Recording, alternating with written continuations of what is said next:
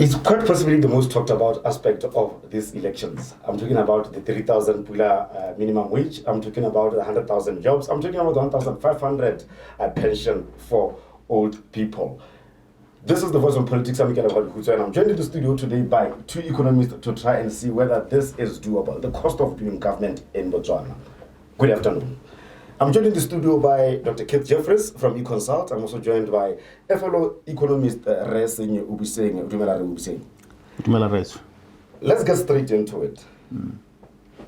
Can our economy deliver 100,000 jobs? Dr. Jefferies. It depends on the period of time that you're talking about. I mean, certainly, I believe the commitments we've heard about are 100,000 jobs within 12 months. Yes. And I don't think that is feasible. Of course, it depends on what you mean by jobs, what type of jobs. I mean, in principle, the government could magically create 100,000 jobs in a month, but would those be sustainable or productive jobs? Obviously not. Would not be affordable jobs. So, and I also think that you can't look at the jobs commitment in the absence of the other commitments. Yes. And I think it's when you look at the combination of commitments, the 100,000 jobs and the 3,000 Pula minimum wage, that the combination looks, I would say, definitely out of reach. Yes. I've seen you argue this on Facebook that it's feasible. 100,000 jobs, 3,000 Pula, 2,500 for students, 1,500 for the old age pension. Is it doable?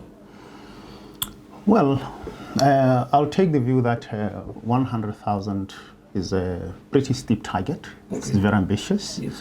I wouldn't take it out of the realm of possibility for a whole host of reasons. Yes. Number one, as Keith Jefferies said, you're looking at what is possible within government. And the UDC has stated very clearly that there are areas where it believes that we're paying much more as a nation because of the underinvestment we're making. Yes. We're failing to meet standards of optimal performance in education, standards of optimal performance in health. And if you don't allow yourself to think that public sector jobs are not necessarily as good as private sector jobs, you begin to appreciate that when you underinvest in education, as a society, you pay a lot more. You'd start looking at these jobs very differently. Yes. And I believe that the quality of investment we make in education, the quality of investment we make in health, affects our performance in so many areas. We have a huge productivity gap in this country. We're very uncompetitive. Our human capital isn't what it should be. The Human Capital Index will tell you that precisely because of the underinvestment we make in education, the underinvestment we make in health, the underinvestment we make in nutrition, at 18 years old, a Motswana child born today would have achieved only 40% of their potential. It's not an exact science, but you can tell that we're paying a price because of the underinvestments we're making in people. And of course, there are lots of variables also that we can't appreciate at this point in time because we don't have all the information. How much private sector investment we can pull in a very short period of time. How responsive will the private sector be to an inspirational government where we to have one? So yes, it's difficult, but it's not entirely outside the realm of possibility. And yes, we shouldn't look at it without consideration of the other pledges. The 3,000 Pula living wage. And I think this is one of the most misunderstood of the pledges that the UDC has made. And I need to emphasize that the UDC didn't send me here, yes. So I'm not here representing UDC. Yes. But if you look at the way it's been proposed, it has exemptions, which a lot of other countries make, especially those that are not sorry. The US is probably the richest country that makes those exemptions. They exempt subsistence agriculture, they exempt the informal sector, they exempt the domestic sector, And I think there are two other considerations that I may not recall off the top of my head. And something that's not discussed that well is the phasing in, because how policy works not only because it's good and so on, but it also works because of the way it's executed. If you phase this in over, say, 2 to 3 years, 3 years would be my preference. The impact will be very different in terms of the shock effect on the economy than would be the case if you were to give the economy this big jolt. And so yes, they're ambitious and they were intended to be ambitious, I believe. We'll get back to them as we continue the debate. We're going to eventually get to the exemptions, but I'm far more interested in where we think these jobs could come from. I mean, you touched on it a bit, and I'd love Dr. Jefferies to come in there.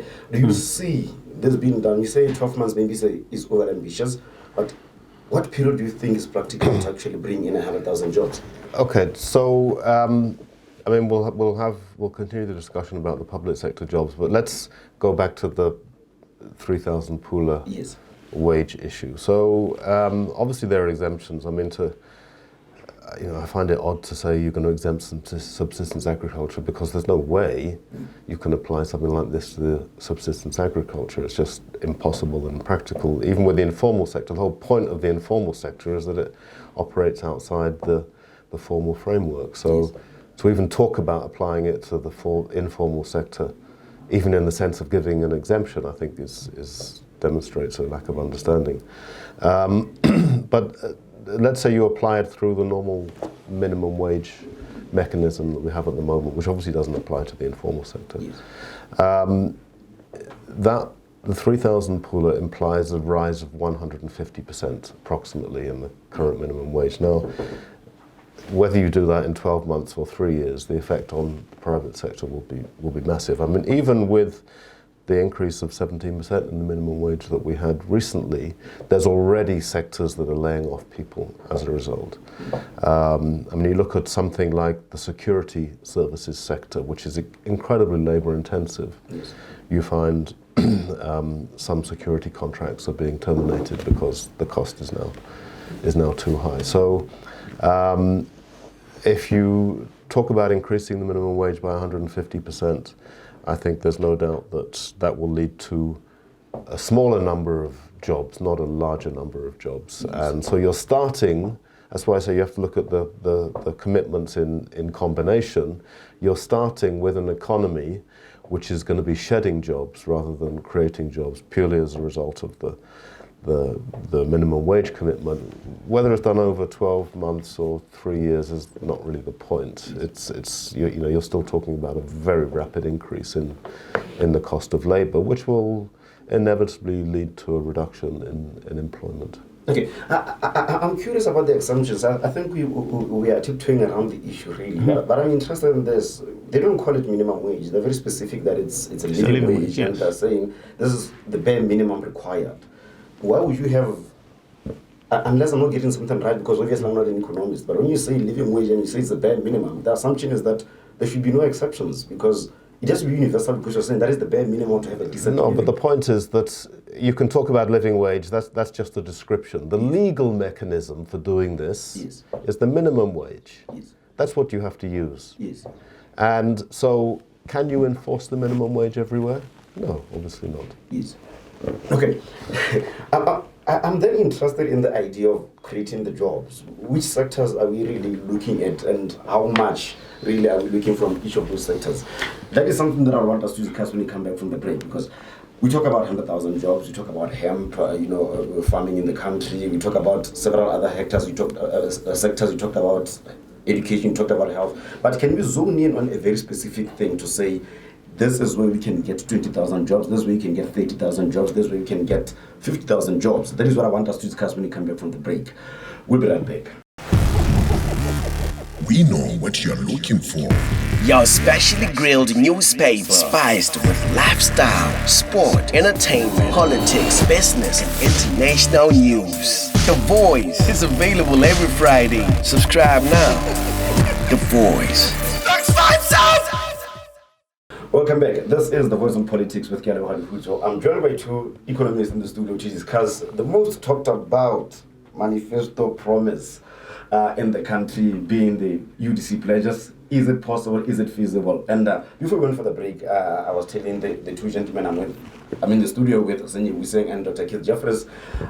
What sectors can produce 100,000 jobs? Whether it's in 3 years or in 10 years or in 2 years or in 12 months. Do we have a specific sector where you feel with the right investment, we can actually deliver 100,000 jobs? Well, let me start first with a quick response on the exemptions, because Keith did say it demonstrates a lack of understanding. Yes. I don't think so at all. In fact, I think it actually demonstrates understanding to make sure that people know who is exempted and who is not. Yes. And as I said, it's standard practice.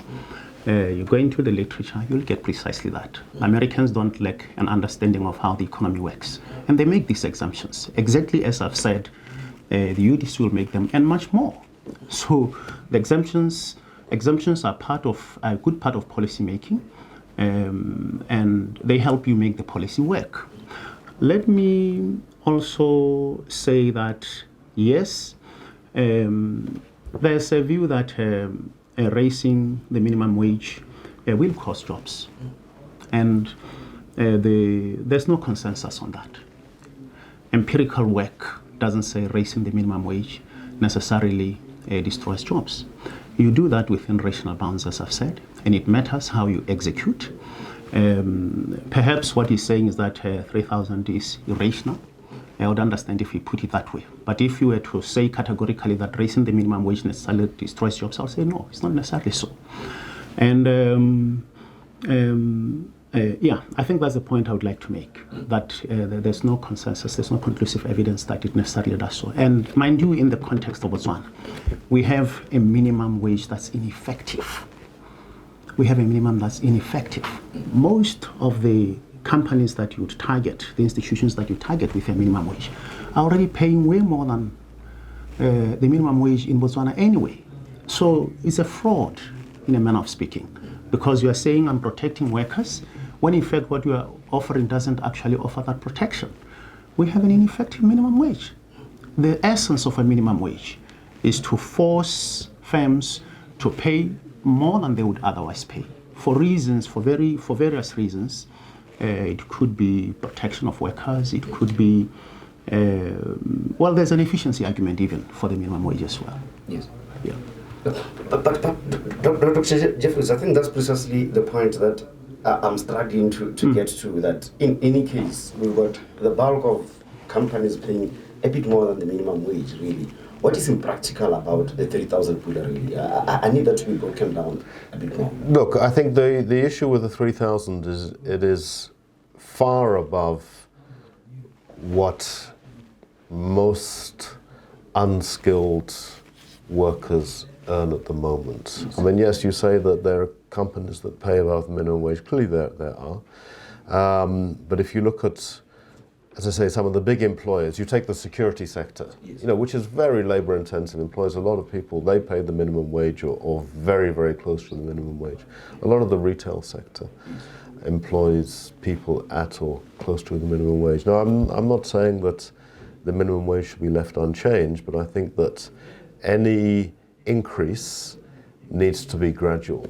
Yes. And it needs to be gradual, that it doesn't increase the cost of labor too rapidly, because I hear what Sennye is saying, and I'm also familiar with the literature, but I think that the types of analysis he's referring to do not relate to increases of the minimum wage of the type of magnitude that we're talking about here. And I think that if you increase, I would be supportive of a very gradual increase in the minimum wage in real terms. But that would not come to anything like a 150% increase in a short period of time. Because I think you'll find that some firms will just close down because they can't afford it. Some firms will shrink because they can't afford it. And in the longer term, firms will shift to a less labor intensive form of production. You can see things like, look at things like filling stations. automation, basically. Yeah, I mean, you go Automation. to other parts of the world where wages are higher. You don't have anybody on the forecourt. All the machines are self-service, and that's the direction that things would go. So I think there's no doubt that if we're talking about increases of the minimum wage of the magnitude that are being talked about, there will be fewer jobs. I'm curious about something here, Sennye. You talk of poor education system in Botswana. Basically, we agree that unskilled labor. How do we justify having what you concede that we've got poor education? How then do we pay unskilled people that enough money, really? I mean, is it worth it? Is it not of cost to the companies? Isn't it something we need to be cognizant of? Look, the economy is a system. And you don't fix a system by attending one part of the system and leaving others unattended.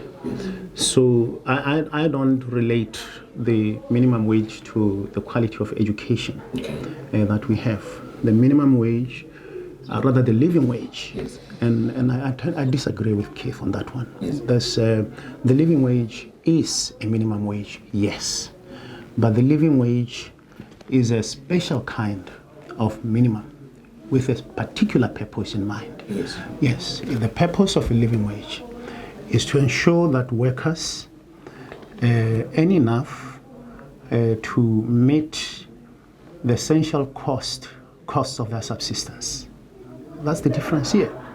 You are taking a value position as society that anyone who works 8 hours a day, 5 days a week, whatever the work week is like, ought to be able to afford certain things. That's basically what it is. Yes. But what do you think informs it? Because if we are getting to that now, because you're making a very clear differentiation between the two, but one then requires UDC or indeed someone who supports it like yourself to provide more information and evidence as to why we think 3,000 is necessary. You see, part of the problem we have is that we are so comfortable in what we know. Yes. We are so comfortable with our experience, no matter how bad it is, that we don't even want to think about what could be. Why would you want to go into government? Why would you want to go into government if you can't imagine an economy growing at, say, 7%, 6 to 8% the UDC says, 10% the AP says? Why would you want to go into government if you can't imagine an economy growing at 7%, when you know that to have a chance of doing anything about unemployment, anything serious about poverty, that's the kind of growth you need? Why would you want to go into government if you don't want to fight, work hard to build an economy that pays everyone who works an amount as small as 3,000 pula? Why would you want to run into government? I find it terrible that we can have people running for office and telling us, for an economy that's an upper middle income economy, telling us that 3,000 pula is over ambitious. I find it strange. Fact of the matter is we're not running a not so good economy in terms of efficiency, and we can pick it up. Okay, I get that. I think we've just got that, but there's a question I asked earlier, and both of you decided to focus a bit more on the living wage versus minimum wage. I'm interested in knowing which sector in Botswana is actually underinvested, where you think we can actually grow and create more jobs. Let me come back to the jobs numbers. So, obviously the number of sustainable jobs that are created is related to the rate of economic growth, and I agree that the economy should be growing at a rate of 6 to 8%. I think that's a good target to have. We should be growing at those sorts of Indian or Chinese growth rates, not the 4% that we've been growing at recently, because one of the problems with 4% growth is clearly it doesn't create enough jobs. But you've still got to look at, even if you grow at 6 or 7% a year, what's that going to mean in terms of job creation? And if we look at, in relation to the current structure of the economy, where there's roughly 200,000 jobs in the formal private sector, and you apply a growth rate of 7% to that, what you get, you're going to get about 15,000 jobs a year. So even a fast growing, 7% a year growing economy is going to give you about 14, 15,000. It's just numbers, you know, and that's what the reality is.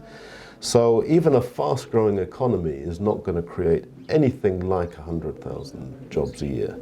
Second point is, I know Sennye made some points earlier about expanding employment in the public sector, and I think that is that is not a productive line of thinking, and I'll tell you why. Firstly, those jobs have to be paid for, and we're in a situation where the budget is really on the verge of instability because of the size of the budget deficits that we're currently experiencing. So the level of spending relative to the level of income is quite critical. And although there have been comments that there are new sources of revenue to be tapped, I think that if one starts putting numbers on those new sources of revenue, one has to be very cautious about the amount of money. But you know, for instance, look at the education system and the health system. The problem with both education and health, we know that outcomes are not what we want. But it's not because they're underfunded. Neither education nor health is underfunded in Botswana. If you look at our level of spending on public education and public health, it's extremely high relative to our upper middle income GDP per capita of $7,500. So our level of spending on health and education is extremely high. The outcomes are poor. The education system is not understaffed. The problem is not that we have too few teachers. The problem is that the teachers are badly managed. So you look at, I mean, the UDC has made commitments about pupil-teacher ratios. You look at the number of, the pupil-teacher ratio in the secondary education system, you take the number of pupils, the number of teachers, the pupil-teacher ratio is 12. Currently, it's 12. Now, I know that at the same time, that means you've got 12 pupils per teacher in the public secondary education system. And yet, most pupils are in large classes. What does that mean? It's not that there are too few teachers, it's not that they're badly deployed. Okay. They're badly managed. So it's not that we need more teachers, we need better management of the teachers we have. Okay, we're going to hold it right there and take a quick break because I really am getting into this thing of, we have the view that it's impossible, to create those 100,000 jobs. I'm really curious. Are we saying that our economy is totally incapable of producing jobs? That is something I want us to look into because it's something that you're positing really. You're saying... No, I'm not. I'm saying we can create jobs, yes. But I'm just saying when you look at the numbers you can realistically create, even with a rapid growth rate, it doesn't even come close to 100,000 a year. I'm going to ask you to respond to that, specifically that when we come back. We'll be right back. We know what you're looking for. Your specially grilled newspaper, spiced with lifestyle, sport, entertainment, politics, business, and international news. The Voice is available every Friday. Subscribe now. The Voice. Welcome back. This is the Voice of Politics. We're discussing UDC pledges. From an economic point of view, is it practical? Can it be done? I'm in the studio with two economists, Sennye, Obuseng, and Dr. Jefferies. Yes, you were just about to respond to what Dr. Jefferies was saying. Yes. I mean, I said from the beginning that 100,000 is a pretty steep target. And in a way, it's sad, in my view, that for the most part, we obsess with the figures themselves rather than the message we are sending. Basically, the UDC is saying we have an emergency of joblessness here in this country, and we've got to create jobs in a hurry. Yes, and they've set a steep target, I think we can create lots of jobs. I think we can. You've asked where will those jobs come from, or where those jobs come from. I, of course, obviously differ with Keith a lot on the value of public sector jobs. And I will concede. In fact, I don't have to concede because I've never made the claim. I will agree with him that, yes, there's serious mismanagement in our education system. We could invest better. And I like that reasoning because by improving management, we're also liberating resources, for spending on the things that we need to spend on. But yes, there's serious mismanagement in education, serious mismanagement in so many parts of our government, and basically we are leaking resources. But coming to the jobs, our economy right now is not doing well in terms of growth, performance, and so on. Yes. I don't want to sound, to provide textbook solutions and so on, but it is crying for spending. You talk to SMMEs, people running small businesses, and every one of them tells you there's no money in this economy. Yes. There's no money in this economy. They keep telling you that. And you also see a host of potentially productive investments that we could make. I maintain that we have made a blunder by not investing adequately in our road infrastructure, especially the A1, which at face value may appear to be one of our most economically viable roads. Looking at the network between Francistown, Nata, Kasane, Nata Mau. These are investments where you can reasonably say, you know what, we can get a good return on these investments. If it means borrowing, we borrow. And one of the things that we are not told about, in this country, is that yes, we want to spend within our means, but where the returns justify it. Our fiscal position is such that we can actually borrow without reaching the thresholds where we begin to worry very quickly. So if the returns are justifiable, and in terms of efficiency, in terms of the volumes of tourism, and so on, I would say that the A1, Francistown, Nata Kasane, Nata Kazungula, and the Maungi International Airport are investments that, in my view, would pay for themselves very well. Yes. We would pat ourselves in the back for making those investments, yes, even if it means we borrow to finance them. Yes. And there are lots of jobs attached to those. Yes. Dr. Jefferies, an inefficient economy, what exactly is it that we are getting wrong as a country? I also want you to maybe respond to the issue of public sector, jobs. I'm curious, we're spending, if I'm right, around 13 billion on civil servants pay. Per year. Actually, it's now up to about 20. Are we really in a position to increase the wage bill, the salary bill of government? Really? I think it's something I also want you to respond to. Well, you see, I think the answer is no. And what we can see very clearly at the moment is that there has been a public sector pay rise. It's spread over 2 years, but it's in progress. And in order to keep the budget deficit within manageable proportions, the way that that's being paid for is by cutting back on the development budget. Yes. And so I think when you see the next year's budget come out in February, it's even been clear in the budget strategy paper that the Ministry of Finance released just recently, there's going to be a big cut in the development budgets next year, essentially to pay for the public sector pay rises. There's a trade-off. And I agree that with Sennye that there is scope for borrowing, and the government is probably under-borrowed. But even under the current scenario, the government's going to be borrowing quite extensively through the second half of NDP 11. So I don't think we're in disagreement about the principle of borrowing. I think we may be in disagreement about the amount of borrowing. But I think one area where we agree 100%, which is nice, is investing in productive public sector investments. Yes. And I think one of our biggest problems over the last 2 decades, I mean, whether this is a political thing or something else, I don't know, but our public sector has become exceptionally inefficient. We spend a lot of money, the results are not really commensurate with the money that we spend. And I think that sorting that problem out, and it's a mixture of, operationally we're inefficient. We've got potholes in the roads, the street lights don't work, the traffic lights don't work.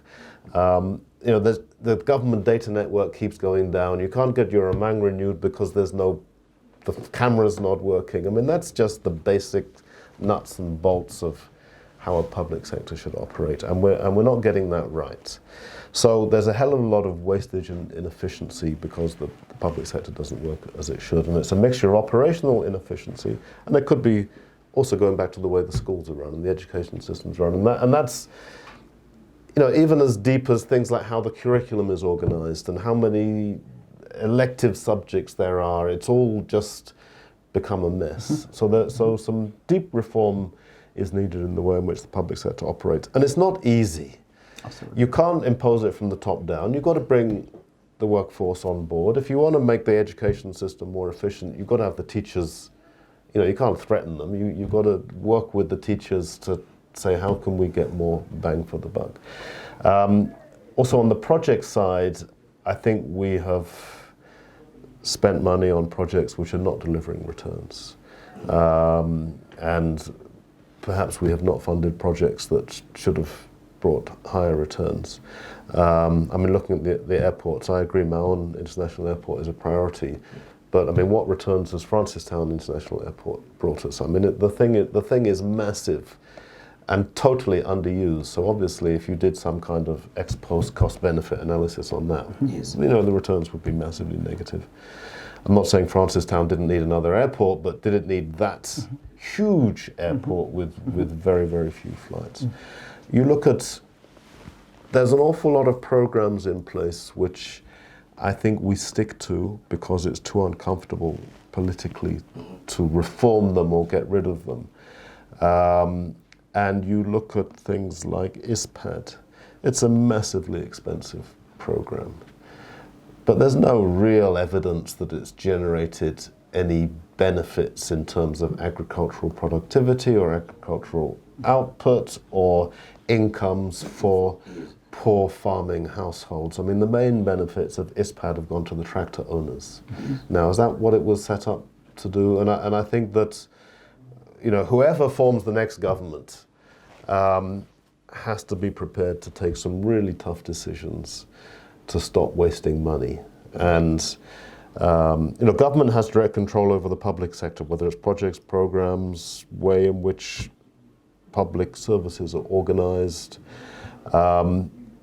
They can deal with that. I'm not saying the private sector is particularly efficient. I think there are many areas where clearly it's not, but that's something that government has to provide incentives for change, but it doesn't have direct control over change. But I think the private sector will become a lot more efficient if the public sector becomes more efficient. You get the basics delivered, and that will help. Okay. Economic efficiency everywhere. You're getting it wrong.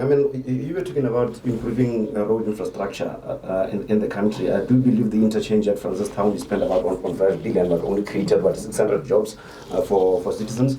What exactly is wrong with us? I understand political expediency, but is there more to it than just the need to satisfy people? No, countries succeed, yes, economies prosper, primarily because of the way they are governed.